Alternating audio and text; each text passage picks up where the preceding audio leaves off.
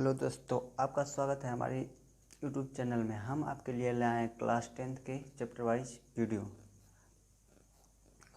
अगर आपको ये वीडियो अच्छी लगे तो सब्सक्राइब करना, अगर अच्छी नहीं लगे तो डिसलाइक करना। अच्छी और कुछ पूछना हो तो चैनल को लाइक करना, कमेंट करना, उसके बाद सब्सक्राइब करना।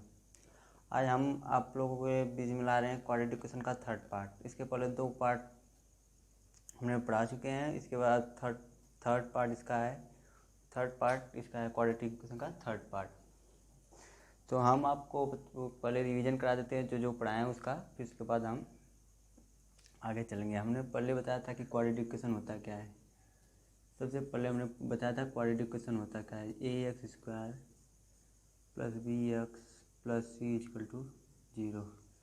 जब x² हो तो उसको क्वाड्रेटिक इक्वेशन कहते हैं। जब x पावर 2 हो तो उसे क्वाड्रेटिक इक्वेशन कहते हैं। जैसे यहाँ पर ax² है, ax² plus bx plus c equal to 0।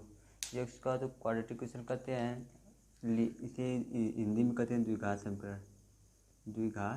समीकरण। जब x² हो तो इसे क्वाड्रेटिक इक्वेशन कहते हैं। और यहाँ पर a कभी 0 के बराबर नहीं होता। फिर उसके बाद बताया था कि ax प्लस b हो, जब x पावर 1 हो तो उसे लीनियर इक्वेशन कहते हैं। क्या कहते हैं?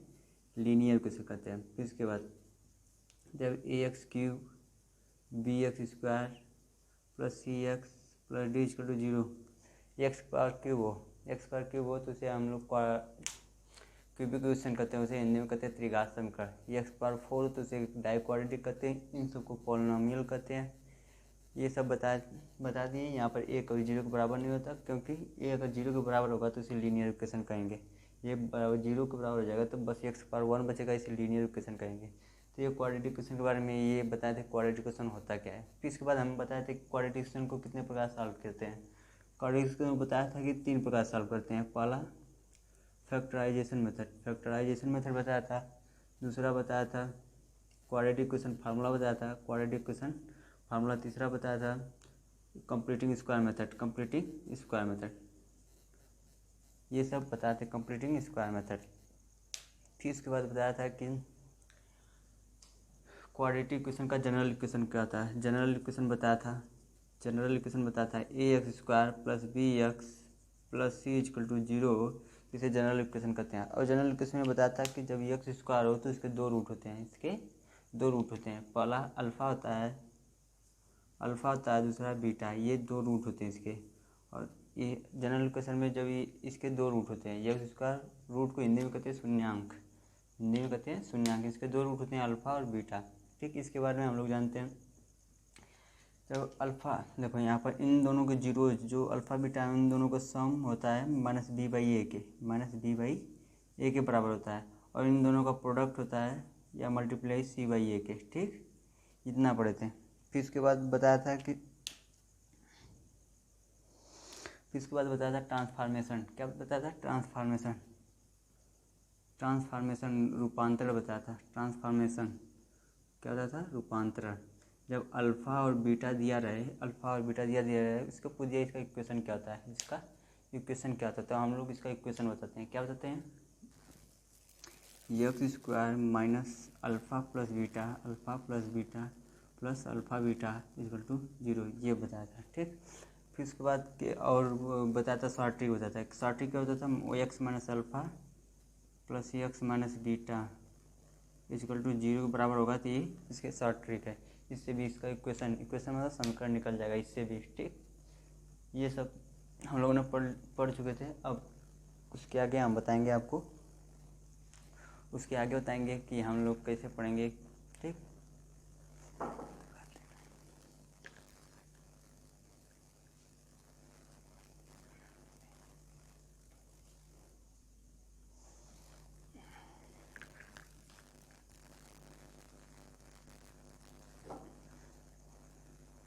इसको रब कर देते हैं, फिर इसके बाद देखते हैं।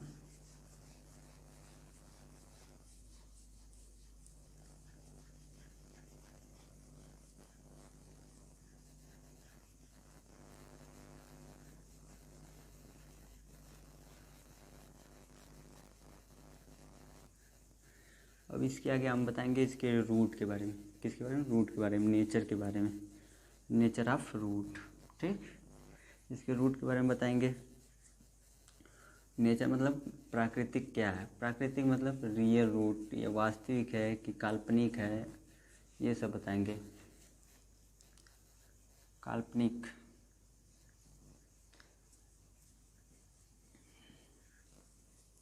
इसके बारे में बताएंगे कि वास्तविक है कि काल्पनिक है, इस सब के बारे में बताएंगे हम। ठीक, क्वाड्रेटिक इक्वेशन। अब हम लोग जानते हैं nature of roots. Nature of roots किसके बारे में जानेंगे? Nature of roots. Nature of roots Hindi में कहते हैं प्राकृतिक। प्राकृतिक नेचर ऑफ रूट शून्यांक की प्राकृतिक, शून्यांक की प्राकृतिक। क्या जानेंगे? हम जानेंगे कि शून्यांक जो है उसका प्राकृतिक, शून्यांक की प्राकृतिक जानेंगे क्या कि काल्पनिक है कि वास्तविक है, समान है कि असमान है, परफेक्ट स्क्वायर है, वर्ग बन रहा है कि नहीं बन रहा है, ये सब उसके बारे में जानेंगे। उसके बारे में ये सब जानने के बाद तब फिर उसके बाद हम लोग उस पर एग्जाम्पल सॉल्व करेंगे, फिर इसके बाद एग्जाम्पल सॉल्व करेंगे, फिर इसके बाद आगे बढ़ेंगे। पहले हम बताते हैं आपको, जैसे हम लोगों ने पढ़ा था डिस्क्रिमिनेंट फार्मूला। क्या पढ़ा था? Discriminant formula ax² + bx + c = 0। ठीक, इसका डिस्क्रिमिनेंट फार्मूला था b² - 4ac। ठीक, b² - 4ac। तो हम लोग इसी को सॉल्व कर, अब इसी के बारे में बताएंगे। ठीक, जब d क्या d greater than 0, d greater than 0, हाँ d ग्रेटर देन 0, इसे हम कहते हैं, क्या कहते हैं? Real root. रियल और डिस्टिंक्ट। क्या? डिस्टिंक्ट, रियल और डिस्टिंक्ट। ठीक, इसके जो रूट आएंगे वो रियल रहेगा, रियल मतलब पॉजिटिव रहेगा, मतलब वास्तविक रहेगा, और डिस्टिंक्ट माने असमान, डिस्टिंक्ट माने असमान। इसे और कह सकते हो अनइक्वल, अनइक्वल। ठीक, डिस्टिंक्ट और असमान। ठीक, d ग्रेटर देन 0 तो रियल और डिस्टिंक्ट अनइक्वल। हाँ, यही कर दिया। d = 0 तो रूट क्या होगा? रियल होगा, रूट रियल होगा, डिस्टिंक्ट नहीं होगा, अब इक्वल होगा। ठीक, रियल माने वास्तविक, वास्तविक, रियल माने वास्तविक, और अनइक्वल माने असमान, असमान। ठीक, इक्वल माने समान। अब और एक बात आती है, जब d greater than 0, d greater than 0 और परफेक्ट स्क्वायर बनाए, d ग्रेटर देन 0 और परफेक्ट स्क्वायर बनाए, d ग्रेटर देन 0 और परफेक्ट स्क्वायर बनाए। क्या बनाए? Perfect square. परफेक्ट स्क्वायर बनाए तब रूट होता है रियल होगा और रेशनल नंबर। रेशनल नंबर मतलब, रेशनल मतलब परिमेय, परिमेय संख्या, परिमेय संख्या। इसके पर जो वीडियो बनाया है उसमें एकदम बढ़िया से बताया है कि परिमेय संख्या, अपरिमेय संख्या किसे कहते हैं, परिमेय संख्या किसे कहते हैं, ये सारी बात बताएं। और क्वाड्रेटिक इक्वेशन किसे कहते हैं, क्वाड्रेटिक इक्वेशन को किस तरह से सॉल्व किया जाता है, ये सब बताएं। और बहुत चीज़ फार्मूला, डिस्क्रिमिनेंट फार्मूला बताएं, फिर उसके बाद रूपांतर, ट्रांसफॉर्मेशन बताएं उस वाले वीडियो में। उसे आप जाकर देखिए, उस आपको बहुत अच्छा लगेगा। क्वाड्रेटिक इक्वेशन आपको एकदम आसान आपको लगने लगेगा। ठीक, अब ये देखिए, D greater than 0 perfect square हो तो रियल और रेशनल, परिमेय संख्या, रियल परिमेय संख्या और असमान, डिस्टिंक्ट कहते हैं, डिस्टिंक्ट, डिस्टिंक्ट ये कहते हैं असमान, असमान। ठीक, डिस्टिंक्ट। अब फिर इसके बाद देखते हैं डी स्मॉलर देन 0। ठीक, इसे कहते हैं इमेजिनरी रूट, इमेजिनरी रूट और अनइक्वल, अनइक्वल या डिस्टिंक्ट। क्या कहते हैं? डिस्टिंक्ट। डिस्टिंक्ट माने भी अनइक्वल होता है। इमेजिनरी माने काल्पनिक। क्या? काल्पनिक। इमेजिनरी माने काल्पनिक, अनइक्वल माने असमान, डिस्टिंक्ट माने ठीक। अब डी स्मॉलर देन जीरो और परफेक्ट स्क्वायर हो, क्या हो? परफेक्ट स्क्वायर, परफेक्ट स्क्वायर हो। परफेक्ट स्क्वायर तो ये हो जाएगा इमेजिनरी रूट, इमेजिनरी रूट और रेशनल नंबर, क्या? इरेशनल नंबर, रेशनल नंबर, ठीक। रेशनल और डिस्टिंक्ट हो जाएगा, क्या हो जाएगा? डिस्टिंक्ट हो जाएगा, ठीक। समझ में आया इतना? फिर उसके बाद बताते हैं, यहाँ पर बता दे रहे हैं डी ग्रेटर देन जीरो और नॉट परफेक्ट स्क्वायर हो, क्या हो? नॉट परफेक्ट स्क्वायर हो, क्या हो? नॉट परफेक्ट स्क्वायर हो। तब रूट होगा इसका, रियल रूट होगा, रियल होगा, अनइक्वल होगा और इरेशनल नंबर होगा, क्या होगा? इरेशनल नंबर, इरेशनल नंबर, ठीक। Irrational number. अब फिर यदि डी स्मॉलर देन जीरो और नॉट परफेक्ट स्क्वायर हो, क्या हो? Not perfect square. Perfect square को तो हिंदी में बताया ही नहीं, परफेक्ट स्क्वायर, हाँ, नॉट परफेक्ट स्क्वायर, हाँ। तो इसे हम लोग कहते हैं इमेजिनरी होगा, इमेजिनरी मतलब काल्पनिक, इमेजिनरी होगा। फिर उसके बाद इरेशनल नंबर होगा, क्या होगा? इरेशनल नंबर होगा और अनइक्वल होगा। अब हम समझा दे रहे हैं। परफेक्ट स्क्वायर मतलब जिसका वर्ग हो, क्या हो? जिसका वर्ग हो। अब हम समझा दे रहे हैं आपको, देखो यहाँ से बताते हैं नेचर ऑफ रूट्स, शून्यांक की प्राकृतिक, ठीक। जैसे ए एक्स का b x plus c equal to zero होती है, यहाँ से डिस्क्रिमिनेंट फार्मूला निकालेंगे, b square minus 4ac, b square minus 4ac। तो यहाँ से डी ग्रेटर देन जीरो हो तो इसे रियल कहते हैं, डी ग्रेटर देन जीरो हो तो इसे रियल कहते हैं। डिस्टिंक्ट माने असमान, अनइक्वल या अनइक्वल, ठीक। रियल माने वास्तविक, असमान, ठीक। डी इक्वल टू जीरो तो रियल और इक्वल रूट होगा, ठीक। रियल और इक्वल रूट होगा। डी ग्रेटर देन जीरो और परफेक्ट स्क्वायर बनाए तो उसे रियल रूट और रेशनल नंबर, रेशनल माने परिमेय संख्या और डिस्टिंक्ट या असमान कहते हैं। डी स्मॉलर देन जीरो तो इसे इमेजिनरी रूट कहते हैं, इमेजिनरी रूट, अनइक्वल या distinct. D smaller than zero और परफेक्ट स्क्वायर होते हैं इमेजिनरी रूट और रेशनल नंबर कहते हैं, रेशनल नंबर और डिस्टिंक्ट कहते हैं। फिर D greater than zero not perfect square तो रियल, अनइक्वल और इरेशनल नंबर। और डी स्मॉलर देन जीरो हो तो not perfect square, not perfect square मतलब जिसका वर्ग न हो, जिसका वर्ग न हो, नॉट जिसका वर्ग न हो, वर्ग न हो, ठीक। जिसका वर्ग न हो तो उसे not perfect square, imaginary, unequal, irrational number, ठीक। इतनी सब बात समझ में आ गई? इतनी बातें समझ में आ गई तो फिर उसके बाद हम लोग आगे बढ़ेंगे। अभी थोड़ा सा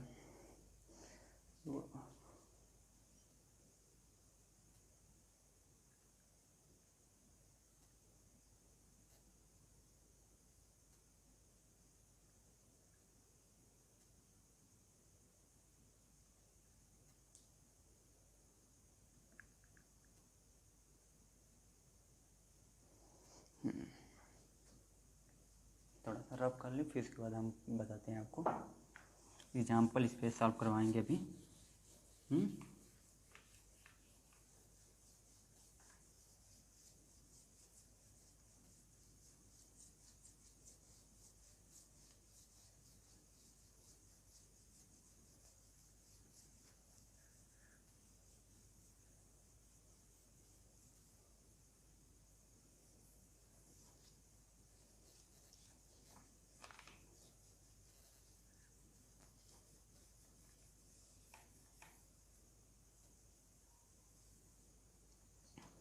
ठीक, इस पर एग्जाम्पल लगवाते हैं, ठीक। एग्जाम्पल ले लेते हैं जो इसके पहले पुराने वाले में लिए थे, ठीक।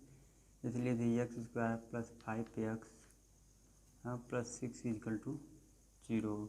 X square plus 5x plus 6 equal to 0। तो यहाँ से डिस्क्रिमिनेंट निकालेंगे। तो कह दिया कि इसकी प्राकृतिक बताओ ना, तो यहाँ से डिस्क्रिमिनेंट निकालेंगे तो फॉर्मूला होता है बी स्क्वायर माइनस 4ac। क्या होता है? B square minus 4ac। B की वैल्यू क्या है? 5, ये बी की वैल्यू है। यहाँ पर ए की वैल्यू 1 है, सी की वैल्यू 6 है। ठीक है, तो बी का वैल्यू 25 माइनस 4, ए का मान 1, सी का मान 6। तो 25 माइनस 6 चौके 24, 25 माइनस 24 तो कितना आ जाएगा? 1। तो ये डी का मान है, डी 1। तो डी ग्रेटर देन 0 है। क्या है? डी ग्रेटर देन 0 है। ठीक, यहाँ पर डी ग्रेटर देन 0 है। हाँ, डी ग्रेटर देन 0 और परफेक्ट स्क्वायर भी है। 1 का परफेक्ट स्क्वायर, 1 का वर्ग 1 ही होगा। ठीक, 1 का वर्ग 1 ही होगा। तो इसे परफेक्ट स्क्वायर है, तो इसको क्या लिखेंगे? ये इसको लिखेंगे रियल रूट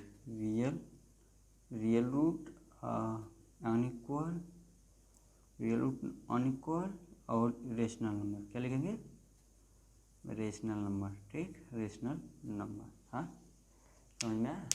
लिख दिया x square plus 5x plus 6 equal to 0। तो यहाँ से डी की वैल्यू निकालेंगे। डी की वैल्यू निकालेंगे तो बी स्क्वायर माइनस 4ac।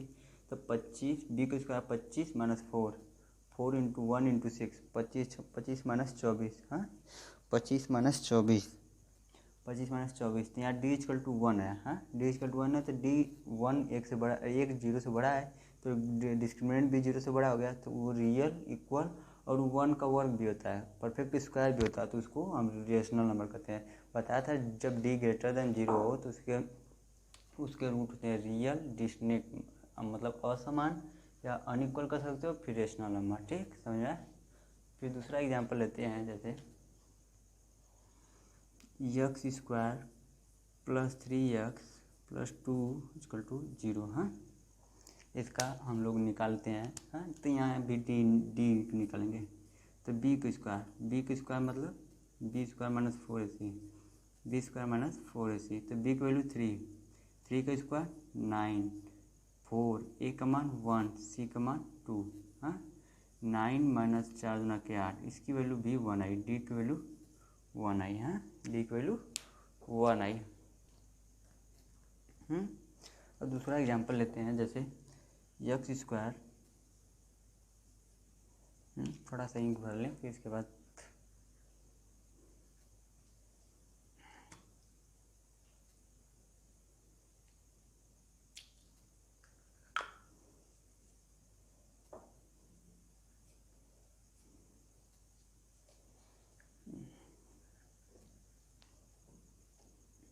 यहाँ भी 9 माइनस 8, तो डी की वैल्यू भी 1 आई। तो वही रियल रूट, अनइक्वल और रेशनल नंबर।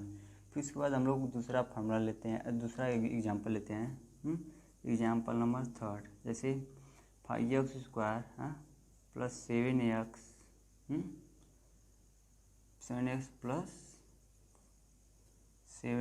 प्लस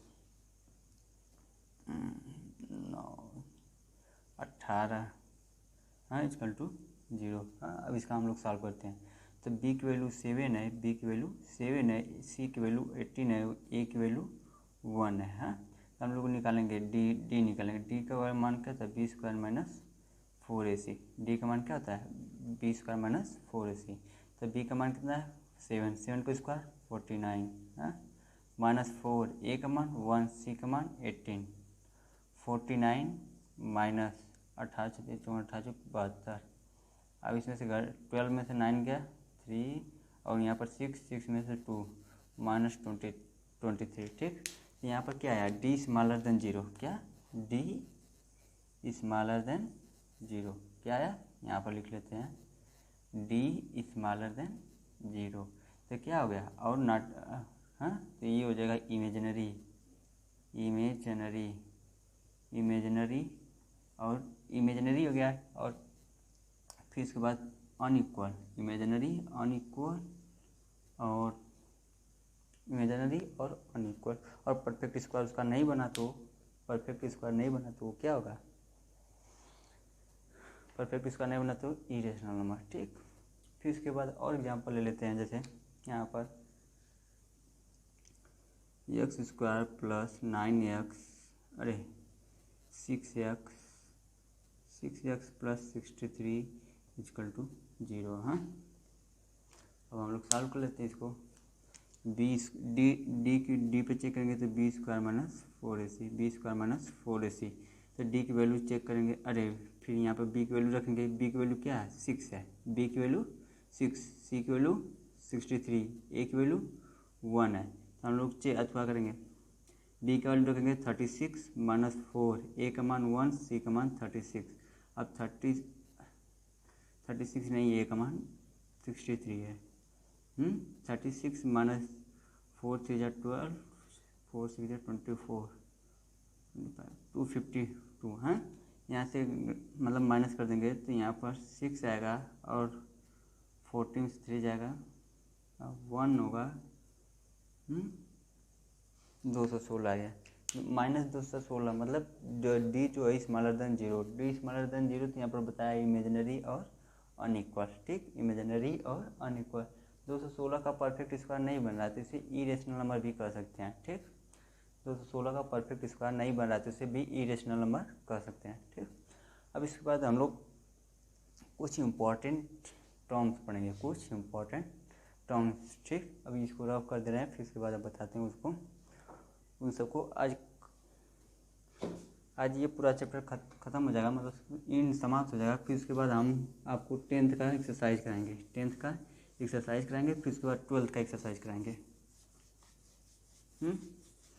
10th की एक्सरसाइज, फिर उसके बाद 12th की एक्सरसाइज, इस चैप्टर ख़त्म हो जाने के बाद।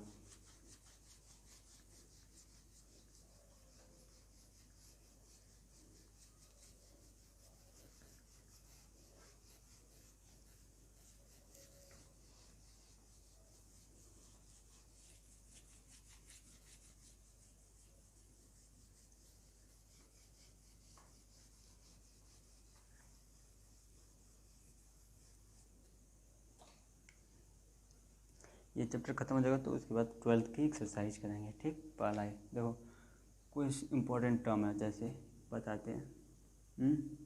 पहले तो जनरल इक्वेशन लिख लेते हैं, a x square plus b x plus c equal to 0।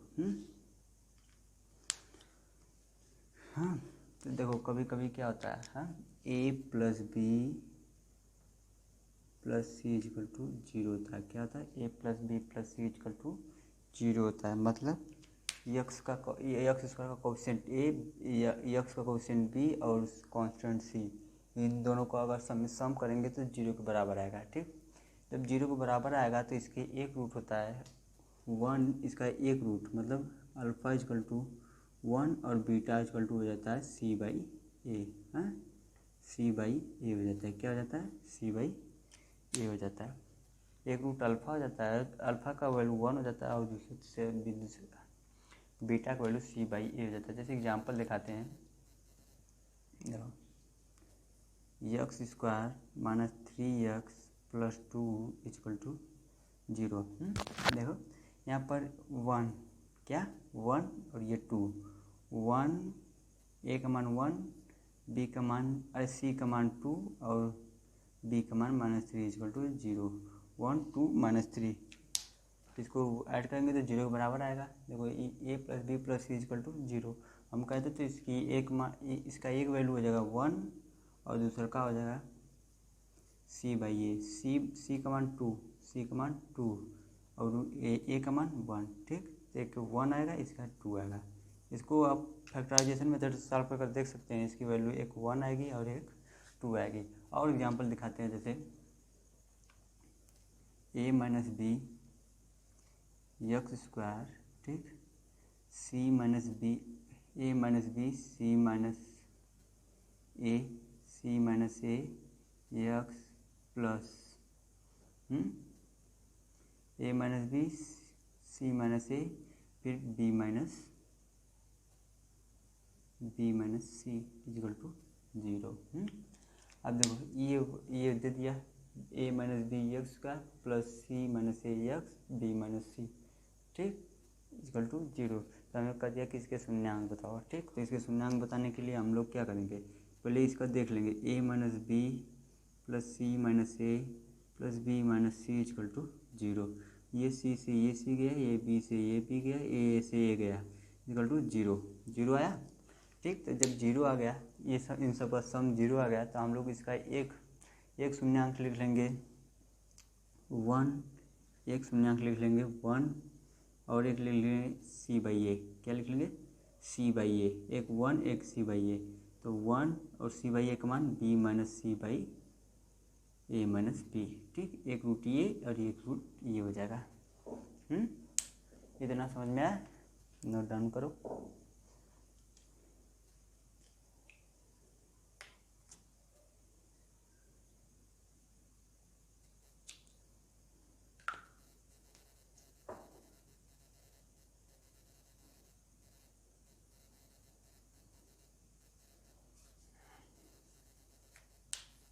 इसको रब करते हैं। अब फिर दूसरा चीज़ बताते हैं।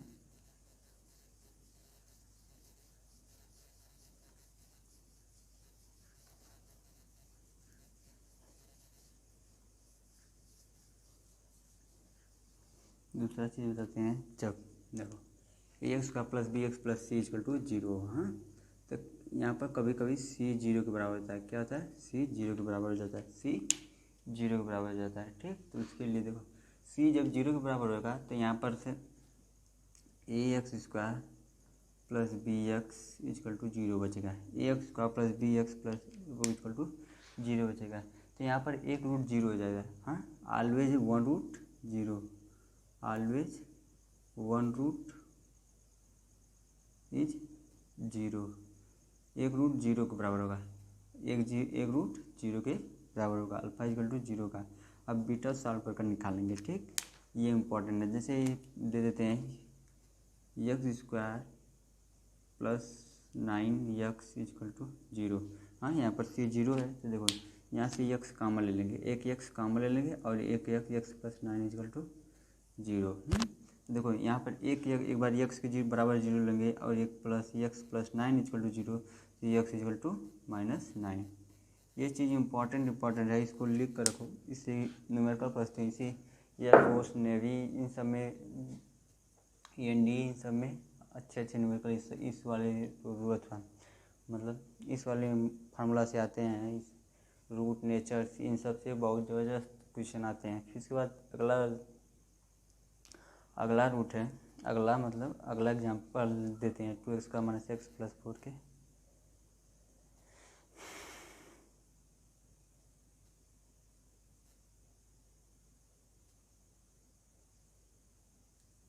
जैसे अगला एग्जाम्पल देते हैं, जैसे दे दिया x square plus 2x minus plus 4k minus 1 equal to zero, और कह दिया कि 1 root is zero then constant is zero. और कह दिया कि इसका कांस्टेंट जो है वो जीरो के बराबर है। कह दिया कांस्टेंट जीरो है। कह दिया कांस्टेंट माने अचर वैल्यू, कांस्टेंट जीरो है, कांस्टेंट जीरो। कह दिया कांस्टेंट जीरो के बराबर है, तो इसमें के की वैल्यू बताइए। के की वैल्यू कांस्टेंट बराबर है, मतलब सी की वैल्यू जीरो के बराबर है। सी की वैल्यू जीरो के बराबर है, ठीक। तो यहाँ से सी का मान निकालेंगे। सी 4k minus 1, 4k minus 1 zero के बराबर है। यहाँ से निकालेंगे 4k इक्वल टू 1, तो k का मान 1/4। ये एग्जाम्पल है, ठीक। ये एग्जाम्पल है। अब फिर बताएंगे इसके बाद भी बताएंगे, और भी इसमें इम्पोर्टेंट रूल है, आप लोग को बताते हैं। जैसे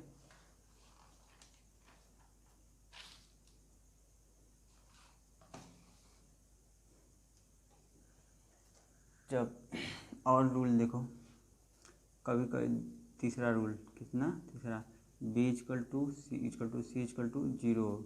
हाँ, तो इसमें दोनों रूट जीरो के बराबर होते हैं, दोनों रूट जीरो के बराबर होते हैं, ठीक। अल्फा बीटा दोनों जीरो के बराबर होते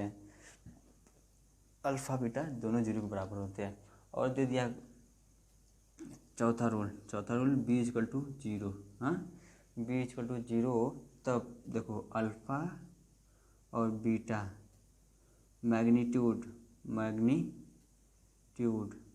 मतलब परिमाण में बराबर होंगे लेकिन चिन्ह में विपरीत होंगे। क्या होंगे? विपरीत होंगे, चिन्ह में विपरीत होंगे। जब b इक्वल टू 0 क्या हो? b इक्वल टू 0 तो इसके दोनों रूट मैग्नीट्यूड में बराबर होंगे लेकिन साइन में ये दोनों अपोजिट साइड होंगे। अपोजिट साइड में विपरीत साइन के, अगर प्लस होगा तो एक माइनस होगा। ठीक, अगर b इक्वल टू 0 हुआ तो क्या? b इक्वल टू 0 हुआ तो ये दोनों होंगे। इस पर एग्जाम्पल आप लोग को दिखाते हैं। जैसे कर दिया x square minus 4 equal to 0, x square minus 4 equal to 0, तो कर दिया कि इसकी अल्फा बीटा की वैल्यू निकालो। तो एक्स स्क्वायर इक्वल टू 4, तो एक्स का वैल्यू प्लस माइनस 2। हाँ, तो एक प्लस होगा एक माइनस होगा। ठीक, एक प्लस होगा एक माइनस 2 होगा। तो इस पे इस प्रकार का न्यूमेरिकल नहीं पूछता। इस पर आपको बताते हैं, जैसे ये पूछ देगा एक्स स्क्वायर, इसका नमूना देखो। नमूना देखो फिर उसके बाद हम आप लोग को सामने करते हैं एक्स स्क्वायर, ठीक, माइनस 2k प्लस 1 प्लस 5 ये पूरा कोष्टक में एक्स प्लस इक्वल टू 0। अब हम लोग इसको सॉल्व करेंगे। ठीक, कर दिया कि इनके रूट परिमाण में बराबर लेकिन चिन्ह में विपरीत, तो हम सॉल्व करेंगे इसको।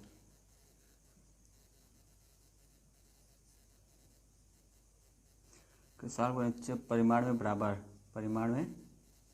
बराबर चिन्ह में विपरीत। ठीक, तो इसको सॉल्व करेंगे। क्या? चिन्ह में विपरीत मतलब b की वैल्यू 0। हाँ, तो minus 2k plus 1 equal to 0। तो माइनस उधर जाएगा, मतलब नहीं निकलेगा, तो 2k इक्वल टू माइनस 1, तक k की वैल्यू -1/2। ठीक, इतना समझ में आया? इतना अब सब रिवीजन करा देते हैं। पहला तो रफ कर दिए, उसी तरह बता दे रहे हैं। ए जब इक्वेशन है एक्स का plus b x plus c equal to 0, तो इसमें a plus b plus c equal to 0, आए, तो उन सब का एक रूट होता है 1 और तो दूसरा रूट होता है बीटा का मान होता है c/a। तो बीटा की वैल्यू होती है c/a। और दूसरा रूल बताते हैं, क्या बताते हैं? दूसरा रूल बताते हैं कि जब c इक्वल टू 0, दूसरा रूल बताते हैं c इक्वल टू 0 हो तो वहाँ पर एक रूट हमेशा 0 के बराबर होता है। ठीक, और तीसरा रूल बताए थे, तीसरा रूल क्या बताते हैं? तीसरा रूल ये बताए थे कि b और c दोनों 0 के बराबर हों तो उन दोनों के रूट 0 के बराबर थे। तीसरा रूल बताया था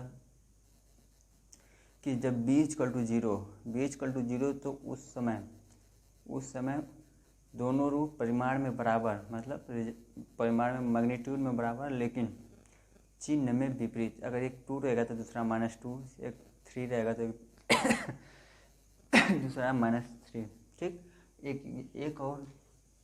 एक और प्रॉपर्टी, बहुत अच्छी प्रॉपर्टी है, उसको छोड़ नहीं पा रहे हैं, आप लोग को बता दें।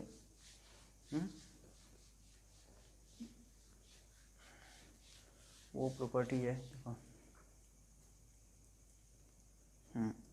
जैसे दे दिया ax square plus bx plus c equal to 0। हाँ, यहाँ पर a इक्वल टू c दे दिया। हाँ, a इक्वल टू c दे दिया। इस कंडीशन में अल्फ़ा इक्वल टू होता है 1/बीटा, होता है। क्या होता है? अल्फ़ा का मान उसके दूसरे वाले रूट के वन बाई रूट, मतलब इन दोनों का रूट रेसिप्रोकल होंगे। रेसिप्रोकल मतलब उल्टा आएंगे, एक 2 आएगा तो एक 1/2 आएगा, एक 3 आएगा तो 1/3 आएगा, एक 4 आएगा तो 1/4 आएगा, एक 6 आएगा तो 1/6 आएगा।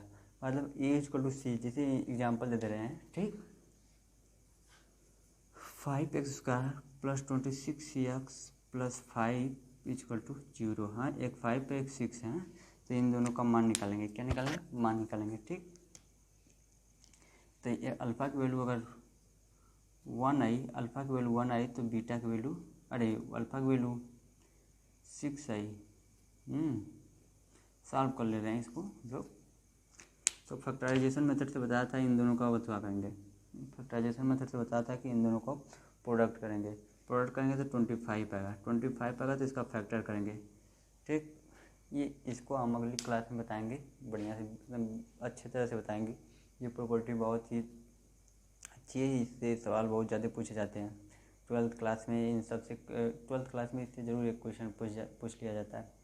ठीक, तो अगले क्लास में हम बताएंगे आपको इन सब के बारे में। लेकिन आज हम यहीं पर अपनी क्लास ख़त्म करते हैं। आपको अगर वीडियो अच्छी लगी तो लाइक करना, सब्सक्राइब करना, कमेंट करना। अगर अच्छी नहीं लगी तो डिसलाइक करना, लेकिन सब्सक्राइब जरूर करना।